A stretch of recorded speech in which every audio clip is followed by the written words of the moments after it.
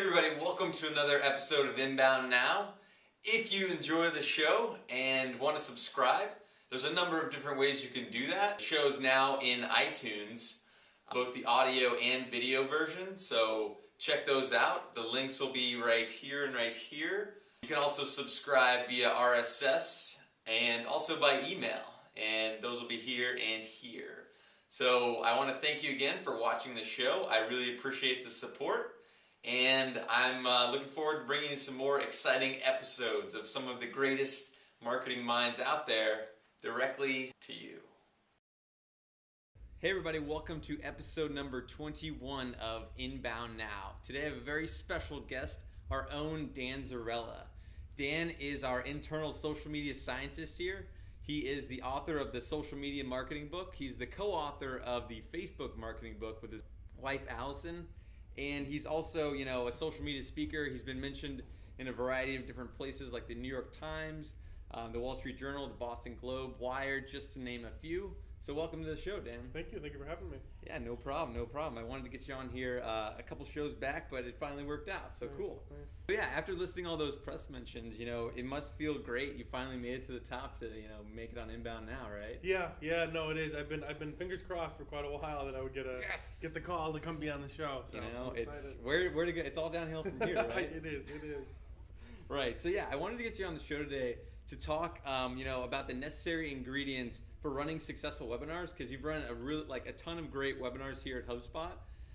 Some studies you've run over the past couple of years, and kind of dive into that. Yep. And also some Facebook tips you mentioned in your new book. Cool. So sound good? Yep, sounds very good. All right, cool. So explain to the audience out there, what exactly is a social media scientist, and where did you get your degree?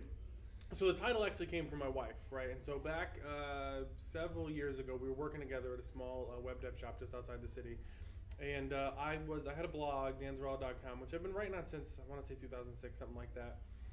And I called myself, I had this stupid tagline, social media consultant to the stars, which was dumb because I wasn't doing any work for any celebrities or anything. It was like a name I come up with.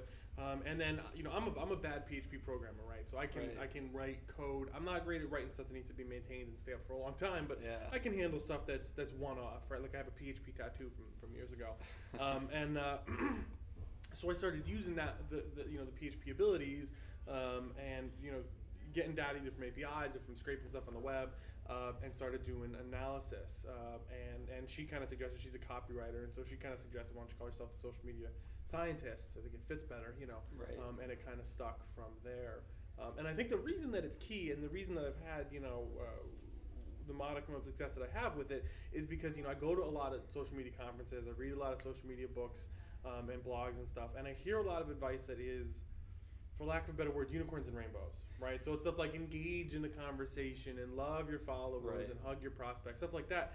And it sounds good, because I'm not going to come here and tell you to punch your customers in the face or anything, right? But it's generally not based in anything more substantial than what feels right, or what's truthy, to use Stephen Colbert's term. And right. So as a social media scientist, I like to get beyond those unicorns and rainbows, look at the actual data about why, how people behave online, why they behave that way online, and how marketers can leverage those behaviors. Exactly.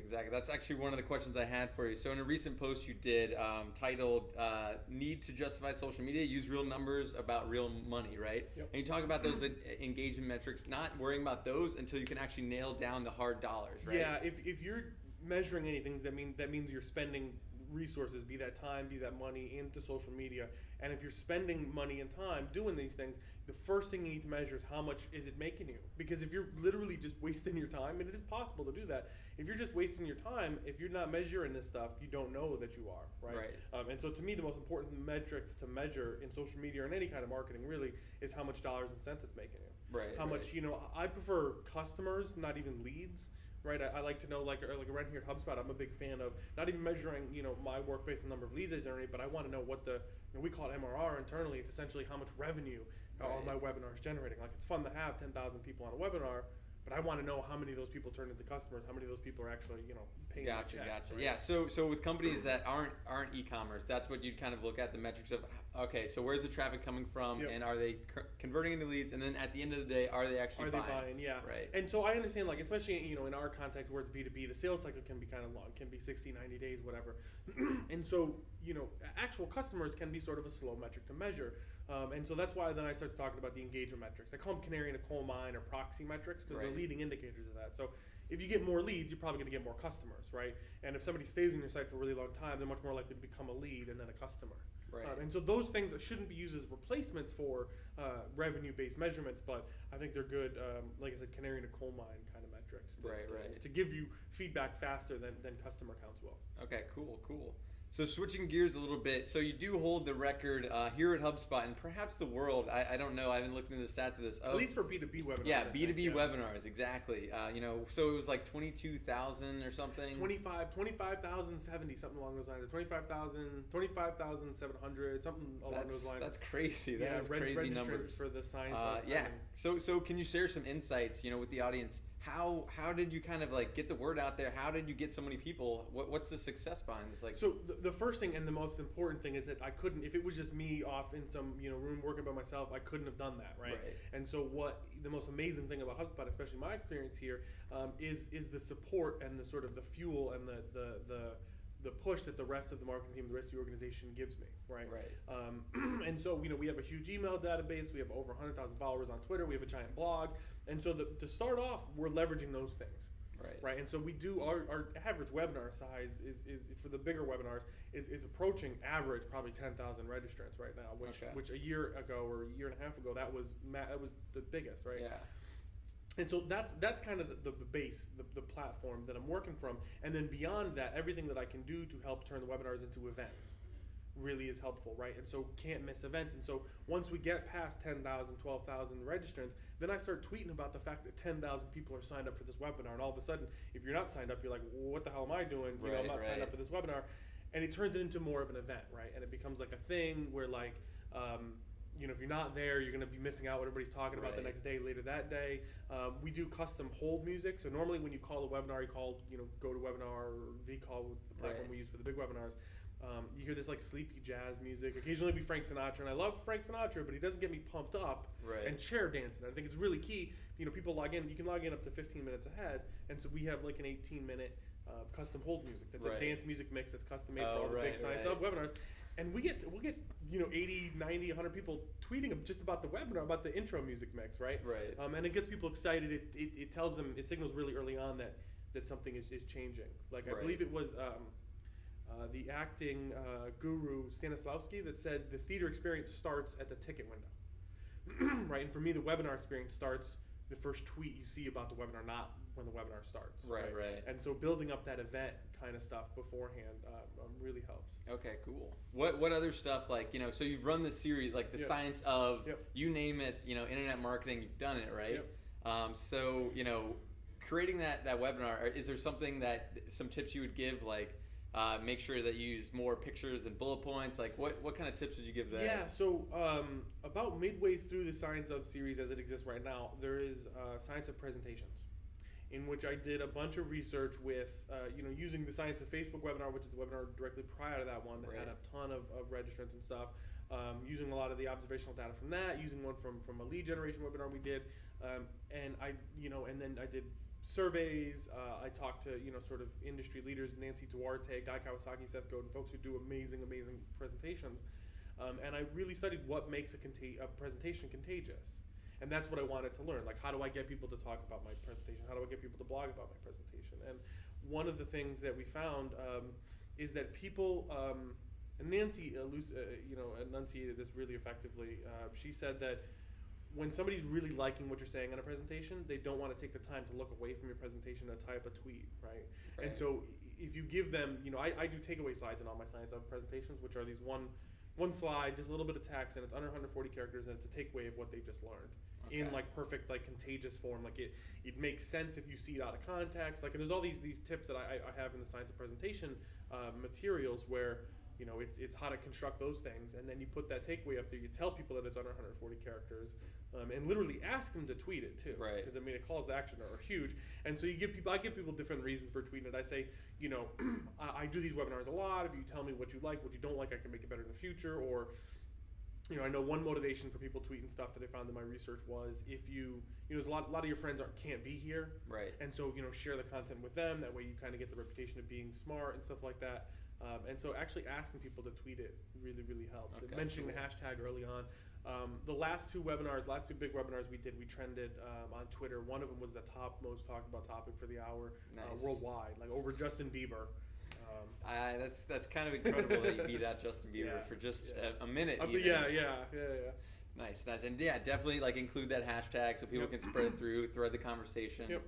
Okay, cool. So, in your experience, you kind of talked a little bit about this, but like, promoting the webinar. Yep. So you talked a little bit about the social proofing. Hey, 10,000 people have already registered, so you're missing out if you don't. What other stuff do you guys do to promote it? So we do a ton of email. I do blog posts generally. I mix it up depending on the webinar, depending on what the topic is.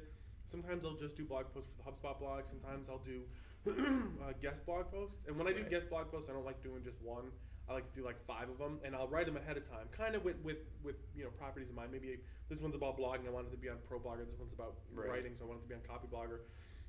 And so I'll write 5 of them, and then just start, make a list of the top, marketing bloggers, top bloggers, and then just start pitching it to them, and get a lot of that kind of stuff. So that's helped quite a bit. And then we do some paid stuff. Honestly, I know it's inbound marketing and all that, so that's a little bit of a we got to cut that part inside out, baseball, yeah. But we do some paid stuff, right?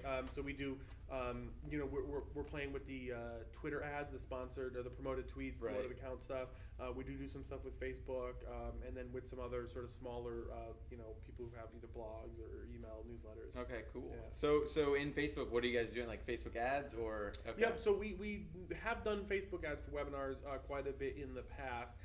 They're not great for generating webinar attendees. It gets expensive per click to get any sort of volume.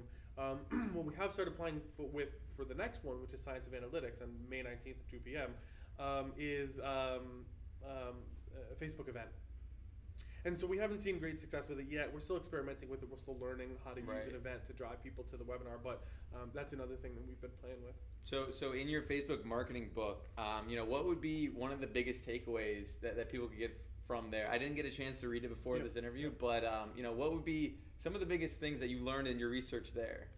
I think the key thing, and if people are getting better at this, the marketing community at large is getting a lot better at this one, but people have profiles, brands have pages. There are 2 different uses of Facebook, and you really need to understand that and go at marketing on Facebook with a page, not a profile. And honestly, we did a radio tour when we released the book, and a lot of the folks that we talked to were like, "Oh, I have a profile for my work stuff. I have a profile for my, my personal stuff. Like, should I blend them?" I'm like, "No, you shouldn't have a profile for your work stuff. Right. I mean, you're a professional and you have a profile, but if you're doing marketing, it should be with a page."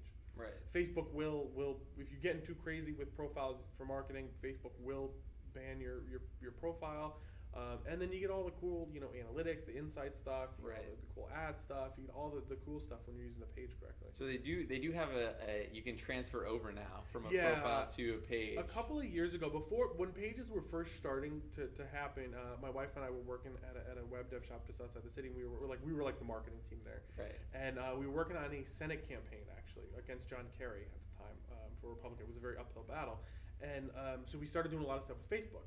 And we had a profile set up, and Allison was actually managing that for the most part. And we were doing a ton of marketing with the profile. We were joining lots of groups and talking to people, and Facebook shut it down, right? And this is before there was an easy pathway to go from profile to page. Right. And then so she emailed them, talked to some folks over there, and they helped us move it over. But they will kill a profile. Yeah, definitely. Too aggressive with it. So with some other like recent changes in Facebook, now you can use Facebook as the page. I mean, have you kind of diving into any data there? What do you mean?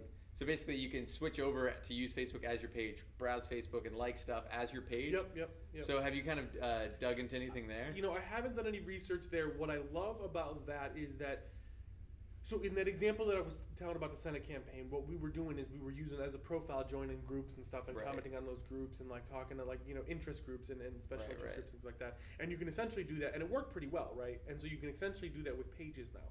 And so you can go to, if you're a cupcake shop, a little mom and pop cupcake shop on the corner, you can go, and the pizza shop across the street has a page. You can go and comment on that person's on the pizza page and say, hey, come over for dessert afterwards, or you can tag them in one of your updates, which will show them will show your profile on there, your post on their wall. Yeah. And so that stuff is pretty good. I haven't done any database analysis of it yet. Okay. And my wife's really the one who's in the trenches with the Facebook day-to-day stuff. Okay, cool. Yeah. You can tell which chapters she wrote in the book because if you liked them, she wrote them essentially. Yeah.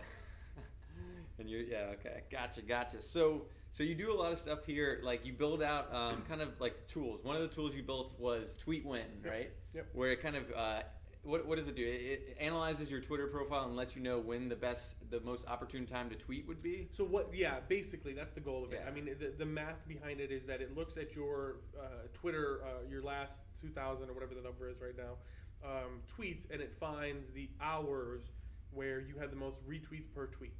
Okay. And then the days where you had the most retweets per tweet. Right.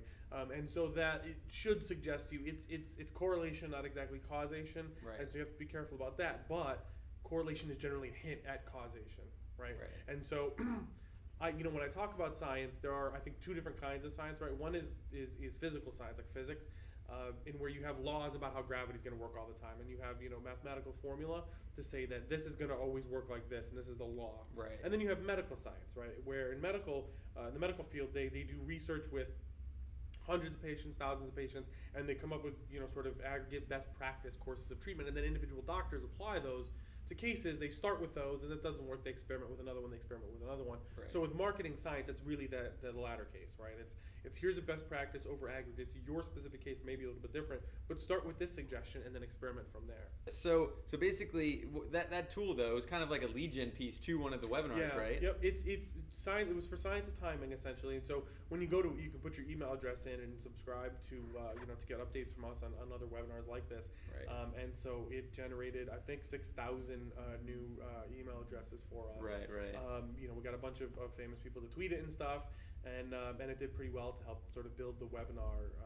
Definitely. And then the webinar again, when you add to that brand of the webinar, where the webinar was more than just a webinar, it was an event.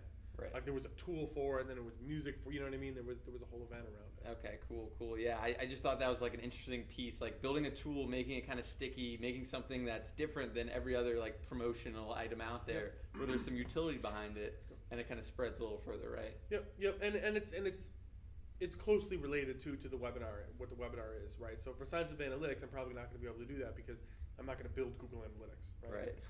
So for Science of Timing, it was easy enough for me to build something kind of quick, a couple days, and have it up there and going. Okay, cool. So in another study you did, the 5 scientifically proven ways to get more Twitter followers. Yep. So what were some takeaways there? Showing a profile picture, being more authoritative in your bio. Like what other stuff can people take away and action items for that? So I think one of the most key things from all of my data that I found is that self-reference is not contagious. Meaning that if you're on social media just to talk to your friends, as a lot of people, honestly most people are, right. Talk about yourself all day long, that's fine. But if you're on social media to get more followers, to build your reach, to market a product or service, stop talking about yourself. Like I'm not going to retweet somebody talking about themselves, especially I don't know them. Yeah. Right? And honestly, most people's lives are a little boring, right? And so usually when you're talking about yourself, you're like, oh, I'm bored, I'm watching the game, then I'm going to go to bed. Like I'm not going to retweet that. Yeah. That's silly. And so in Twitter, it doesn't work. On Facebook, it really doesn't work. And so I'll occasionally break my own rules, and I'll like for one blog post I wrote about, I called it My Unfair Advantage. It was about Allison and my 6-month anniversary and all that. But for the most part, stay away from talking about yourself. Right. And talk as yourself. And so every time I've done research, one of the most important things people have told me, the reason they follow a specific Twitter follower or a specific Twitter user, or the reason they read a blog is because they like that person's unique perspective. Right? They don't want to hear about that person all day long, but they want to hear what that person thinks about things that are happening. It's like the old Dave Chappelle joke where, right after 9/11 happened, they interviewed Ja Rule. And Dave Chappelle's like, I want to know what Ja Rule thinks about all this, right? And so it's not, you didn't want to hear Ja Rule talk about himself. You want to hear Ja Rule's take on, right. On what was happening. And so people want to know what your take is on what's happening, but not what you're doing. Gotcha.